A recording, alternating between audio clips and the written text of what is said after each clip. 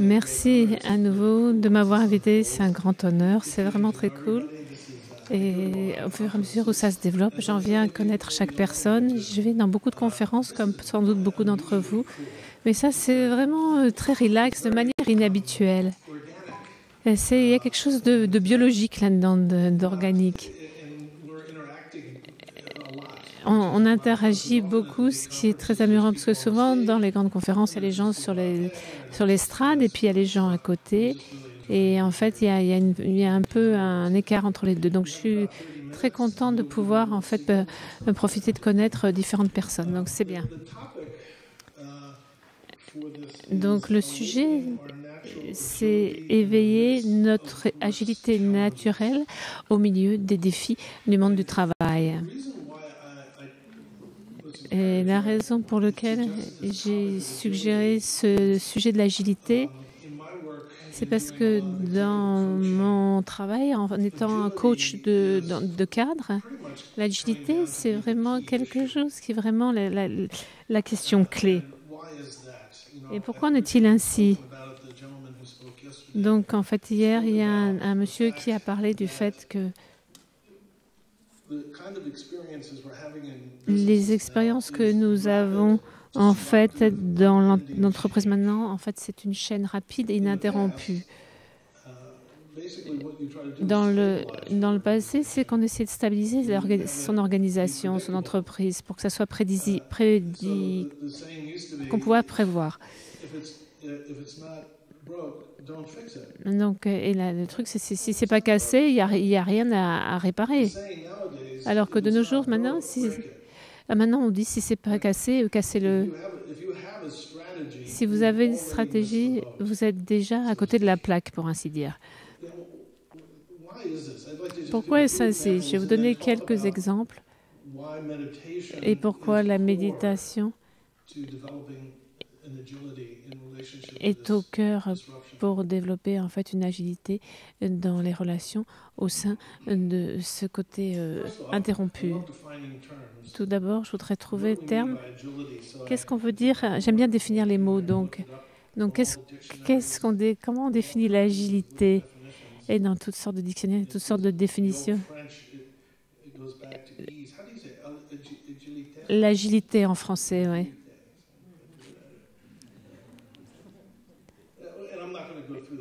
Donc, je ne vais pas tout dire, mais c'est un mot très ancien. Et la façon dont la définition que je voudrais utiliser pour cette discussion, c'est l'agilité, c'est s'engager et s'ajuster avec les circonstances,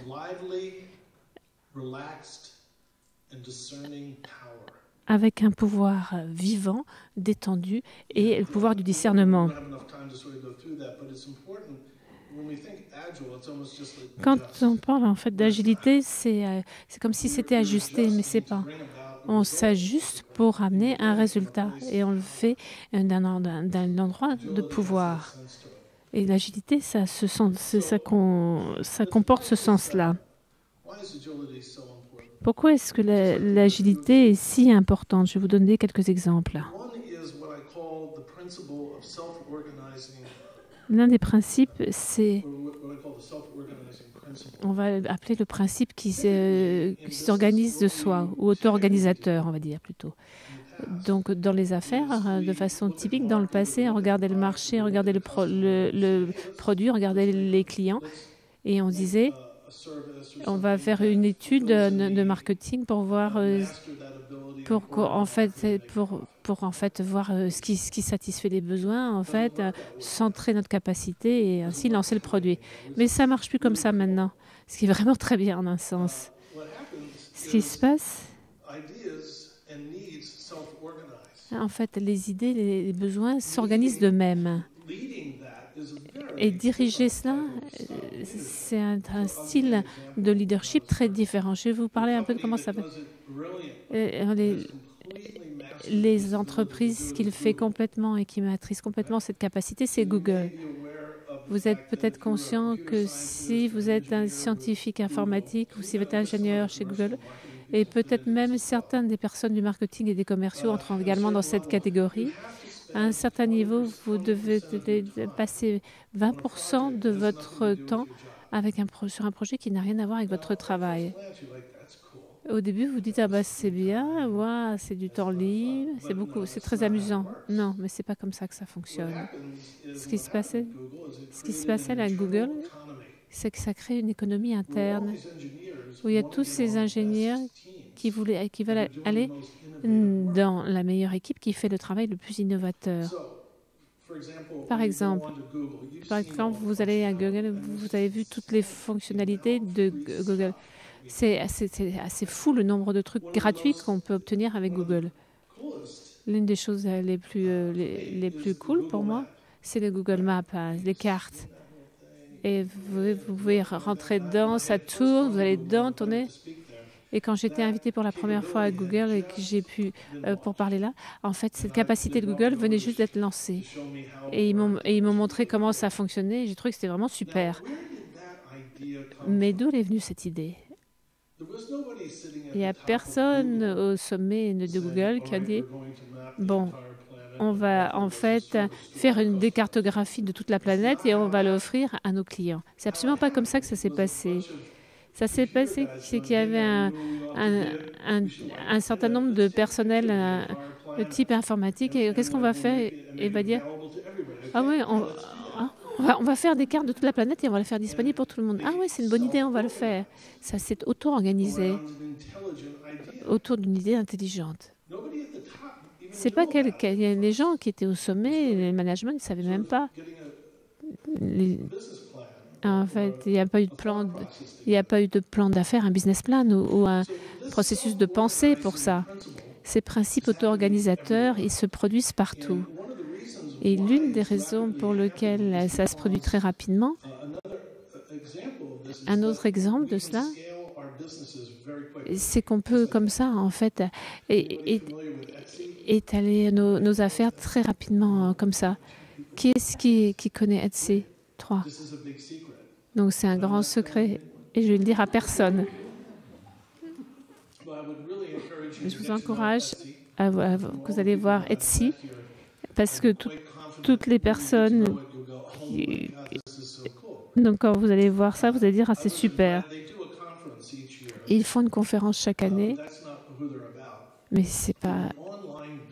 Et c'est des affaires en ligne.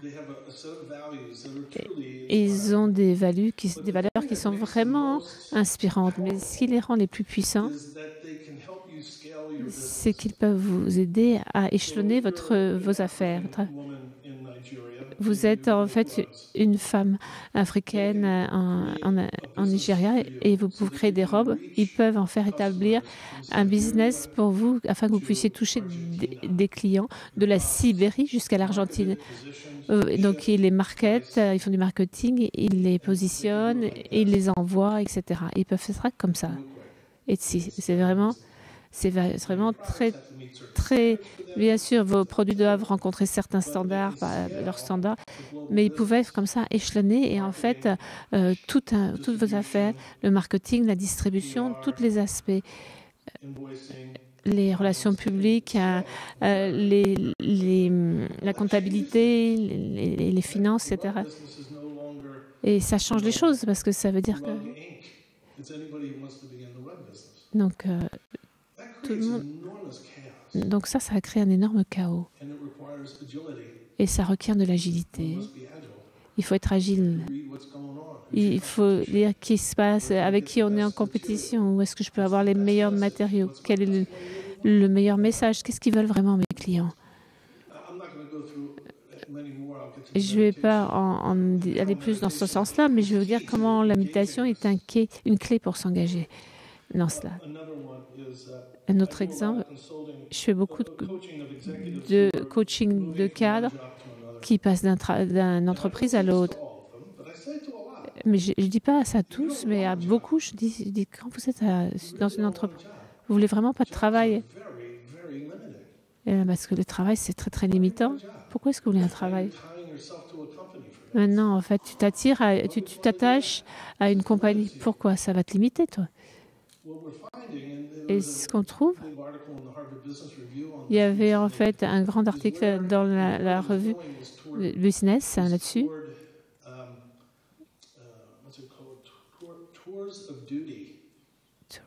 Les tours de devoir. On reconnaît que nos travaux sont impermanents. Est-ce qu'il y a des gens qui n'ont pas reconnu cela? Nos emplois sont impermanents. Je vais vous donner un secret. Le travail ne va pas vous apporter la sécurité. C'est un grand secret. On voudrait bien, mais ça ne peut pas. Ce n'est pas ça que ça nous apporte. Donc, je ne sais pas ce que ça veut dire, c'est là où va l'emploi. Et en fait, ça requiert de l'agilité. Quelles sont en fait les entreprises dans le marché qui cherchent des talents? Qui va faire les décisions? Comment est-ce que moi, je peux en fait répondre à cela? Quels sont les défis que l'entreprise rencontre auxquels je peux répondre? Tout ça, ça requiert de l'agilité.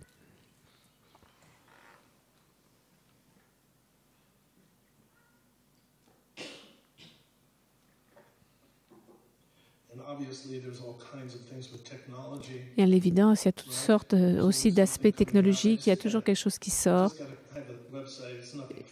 J'ai un site internet, bon, ce n'est pas quelque chose de super, mais j'ai eu un appel du type qui fait la maintenance, c'est-à-dire on a remarqué qu'on avait quelqu'un qui s'est plaint que votre site ne fonctionnait pas. Vous devez faire le HTTP, je ne sais pas quoi, et je ne vous avais pas fait ça. J'ai dit quoi?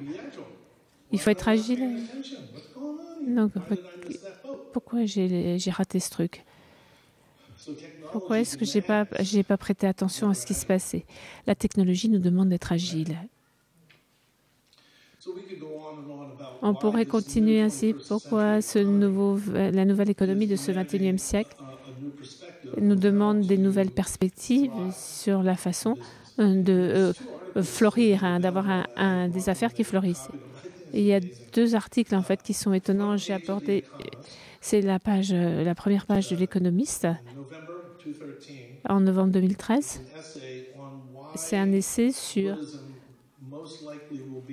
pourquoi le bouddhisme sera probablement en fait ce qui va soutenir le capitalisme dans le 21e siècle.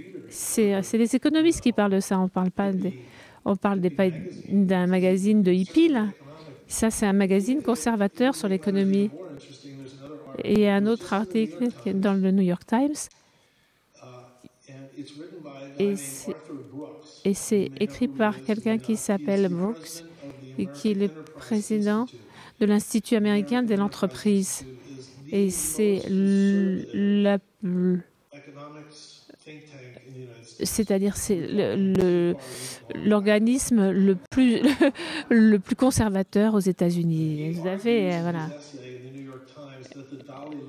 Et dans cet article, il dit que le Dalai Lama représente les values qui sont requises pour que le capitalisme moderne survive. Comme Michael a dit, je me suis pincé moi-même. Mais moi, je me pince moi-même. Je me dis, mais comment ça peut arriver ça maintenant? C'est étonnant, non? C'est vraiment stupéfiant. Au milieu de toutes ces interruptions, ce chaos, il y a beaucoup de choses qui sont très saines. Pas tout. Et comment cette pratique de la méditation, de l'attention et de la pleine conscience et de la vision claire, quel rôle ça joue dans cet aspect d'agilité?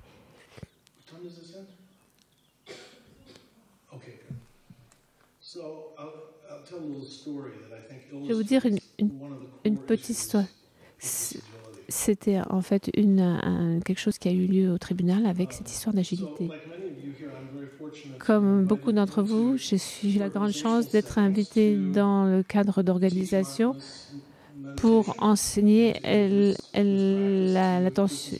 la méditation de la pleine conscience à des hommes d'affaires. Et j'ai eu une expérience il y a 2 ans où j'étais invitée par un PDG pour enseigner la méditation à toute son équipe de direction.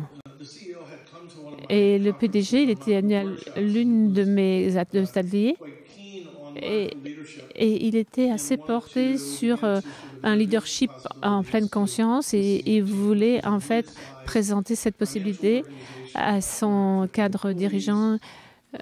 450, ça fait 450 employés. C'était donc une entreprise de taille moyenne, une PME. Et donc, c'était le matin à 9 h, un lundi matin. Ça aurait dû être un signal pour moi que j'arrivais à 9 h le matin. Et donc, on a eu un petit café, puis on est arrêté dans la salle de réunion. Et il y avait en fait toute l'équipe, les directeurs, le responsable du service des consommateurs, le directeur de relations humaines, tout le monde. Et le PDG vient et dit,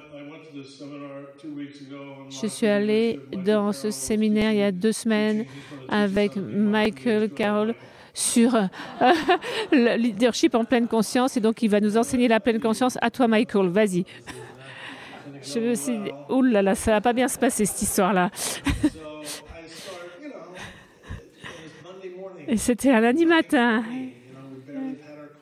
Vous savez, à 9h-20, on venait juste d'avoir notre café. Bon, je me suis dit, bon, je commence à parler après.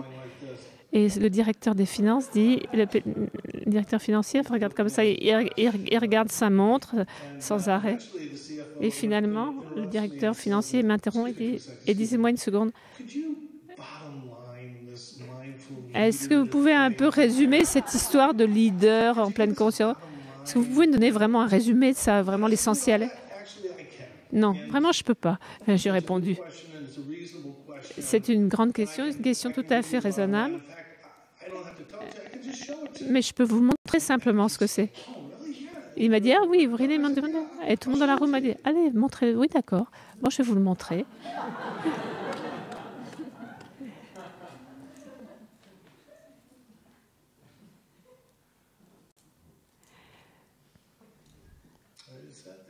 Et je suis simplement assis là pendant 1 minute. Donc, qu'est-ce que vous pensez qui s'est passé? C'est un cas d'école, hein, ça, vraiment.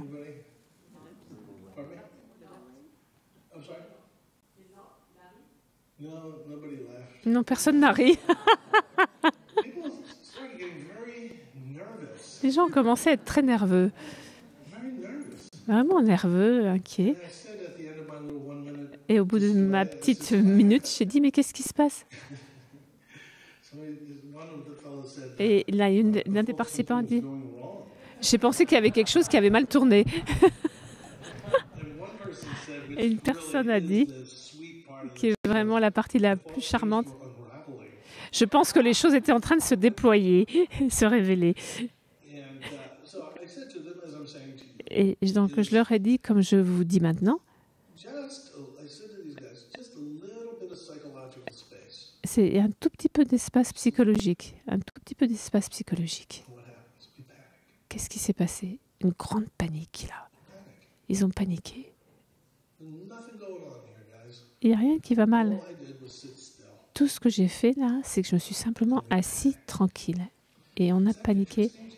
Est-ce que c'est pas intéressant pour vous tous? Parce que sinon, on peut tous partir. Moi, j'ai des choses à faire aussi, donc on peut tous partir, là, maintenant, directement. Je vous raconte cette histoire. Dans le leadership en pleine conscience, cette question de l'agilité, on part de la base 0, et c'est là que l'agilité commence. On peut parler de processus d'ingénierie. Je travaille pour une compagnie qui fait des fusées. C'est vraiment un truc cool. S'il y a des ingénieurs là-dedans, c'est adapter toutes les techniques d'ingénierie pour fabriquer. On peut regarder ce que fait Google pour faire quand on fait une économie interne pour les talents. On pourrait parler de techniques et devenir plus agile en tant qu'organisation. Mais le leadership en pleine conscience, ça part du niveau 0, c'est-à-dire votre esprit. C'est là que ça commence. Et le mouvement, ce qui est au centre de ça, c'est est-ce que vous pouvez avoir confiance dans vos propres compétences? Première étape, est-ce que vous êtes à l'aise? Simplement être assis là.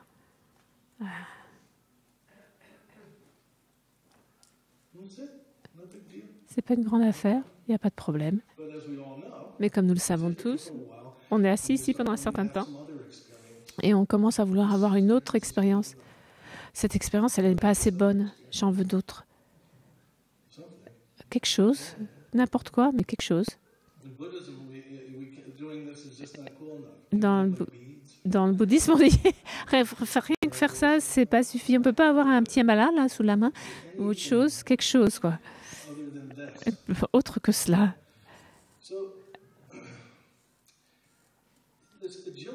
Cette agilité, c'est fondamentalement une capacité spirituelle dans la façon dont on s'engage dans des circonstances complexes et exigeantes. Ça n'a pas d'importance si c'est au travail, dans la vie personnelle. Quand on achète une tasse de café et une mouche, par exemple,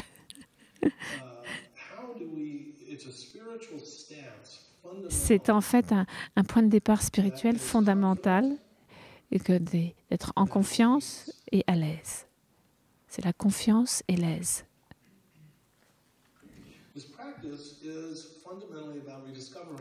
Et cette pratique consiste principalement à redécouvrir cela, à être en confiance tel que vous êtes.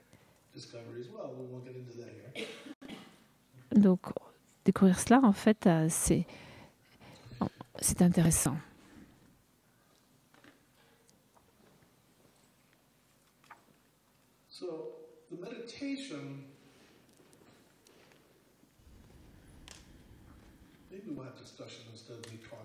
Est-ce qu'on va avoir plutôt des discussions plutôt que je sois moi là en train de parler? Et là, toute la question là, c'est cette présence à l'aise ou cette aise dans la présence, ça requiert qu'on soit complètement disponible à tout ce qui est en train de se passer. C'est pas qu'on doit essayer de faire cela, c'est que ça se produit avec ou sans notre permission. Vous avez peut-être remarqué que les situations se produisent avec ou sans notre permission. Et comme nos doigts de pied aussi, en fait, ils sont là avec ou sans notre permission.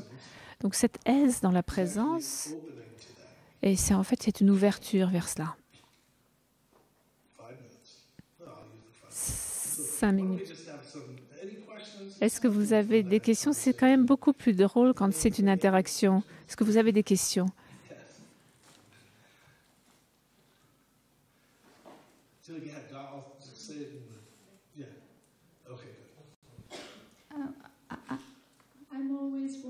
Je me demande toujours comment faire face, comment oser prendre cet espace quand il y a tout ce flot de choses qu'il y a à faire. Il y a une surcharge d'informations et comment est-ce qu'on peut en fait être sûr que c'est la chose juste à faire que de prendre cet espace. Oui, de créer l'espace. Ah, ça c'est intéressant. L'idée de créer l'espace et d'être confiant en vous-même, ça ne veut pas dire que vous n'agissez pas d'un lieu de pouvoir. Si je vais vous lancer cette bouteille, vous allez l'attraper, n'est-ce pas? La question, c'est pas que vous ne soyez pas engagé de manière habile avec la mélodie des circonstances, c'est que vous venez d'un endroit, d'un espace où vous êtes en confiance avec vous-même. Et cet endroit, il est spacieux. Les maîtres éveillés, en fait, c'est toujours formidable d'être autour d'eux parce qu'en fait, ils démontrent cela. Et parfois, c'est assez perturbant. Et donc, j'ai une opinion vraiment ça. Et la personne fait ça. Et là, oh, ça vous arrête là, ça vous coupe court. Ça peut être intimidant même, sans aucun doute. Mais la question, c'est en fait cet équilibre. C'est pour s'engager ou s'ajuster avec les circonstances d'un pouvoir qui soit vivant, détendu et discernant. Du point de vue d'un pratiquant, ça commence par être tout à fait confiant à votre place. Vous êtes confiant à votre place, puis après sur place. Et après, vous bougez. Vous pouvez bouger de là. Donc j'ai 2 minutes et demie qui me restent.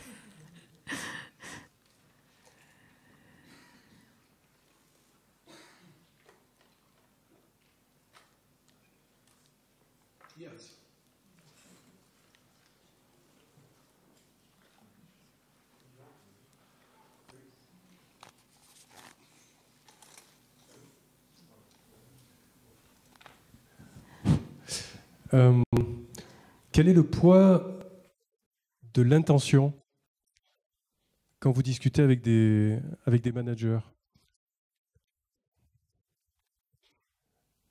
Est-ce que le fait d'actualiser leur intention ou de leur faire actualiser leur intention peut les aider à changer leur point de vue ou peut-être leur état d'âme?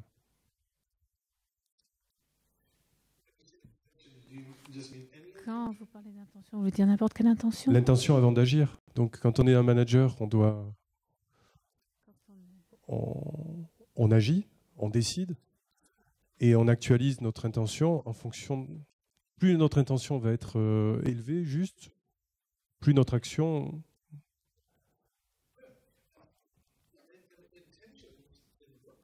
Les intentions sur le lieu de travail, c'est quelque chose de normal. J'ai l'intention de fournir le meilleur service client pour ces individus, ou j'ai l'intention de vous virer la semaine prochaine parce que vous ne faites pas bien votre travail, ou j'ai l'intention d'acheter et ces deux entreprises et de les fusionner, ou je vais engager cette personne-là, etc. Tout ça, c'est très beau, il n'y a pas de problème. Mais comment vous exécutez vos intentions avec habileté, c'est ça la clé. Est-ce que vous le faites d'un point de vue de confusion, de ressentiment, de toxicité ou de colère? Vous allez inévitablement créer une grande quantité de souffrance. Si vous agissez à partir d'une intention d'un cœur ouvert, avec un sentiment de votre propre dignité, et en fait, sans arrière-pensée, avec confiance avec vous-même, vous allez en fait produire un monde qui est bon et amical, même au niveau d'un pétrin pas possible. Parce que on est toujours dans un pétrin, de toute façon. Toujours un bazar. Les intentions, on les a, parce que si on ne les avait pas, on n'aurait pas d'électricité, des vestes blanches et tout ça. Est-ce que ça a un sens ou est-ce que j'ai répondu à votre question ou pas?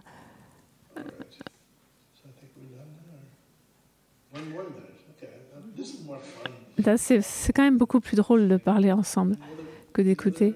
D'autres questions?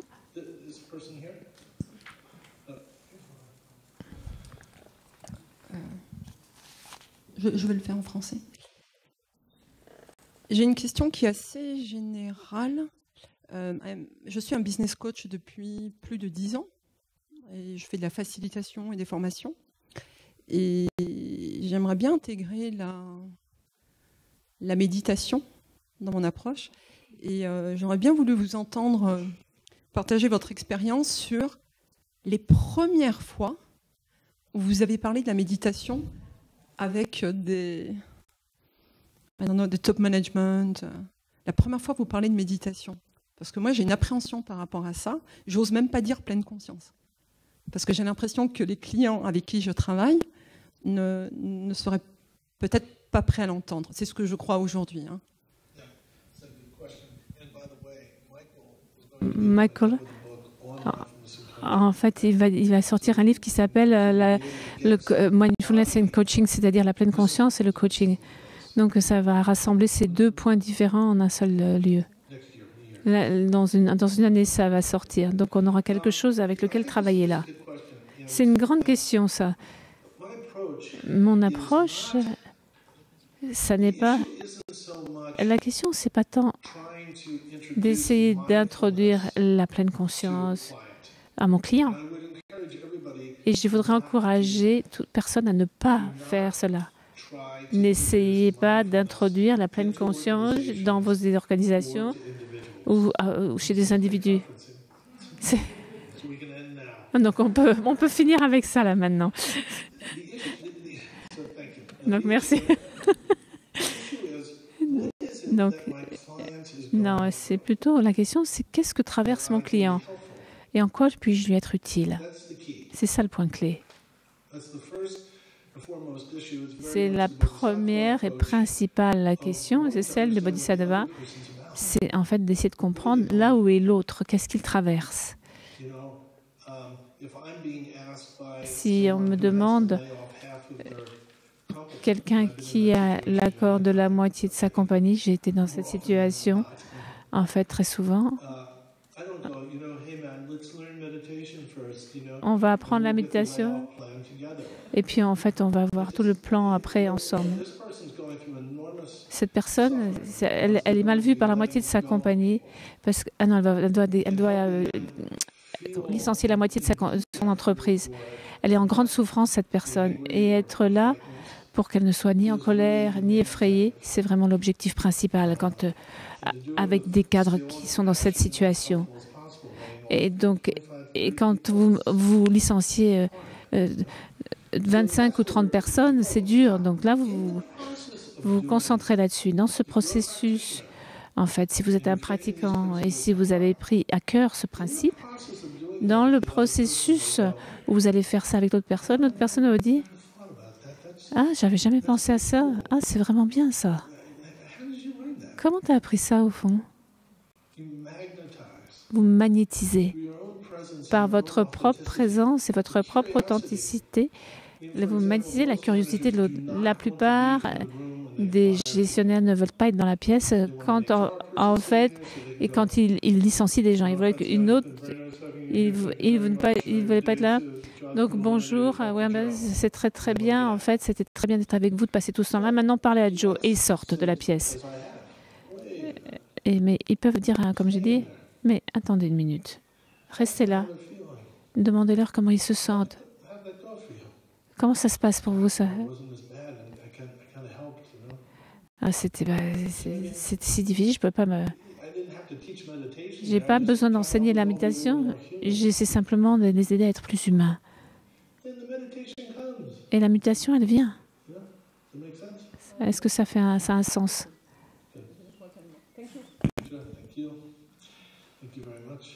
Merci beaucoup.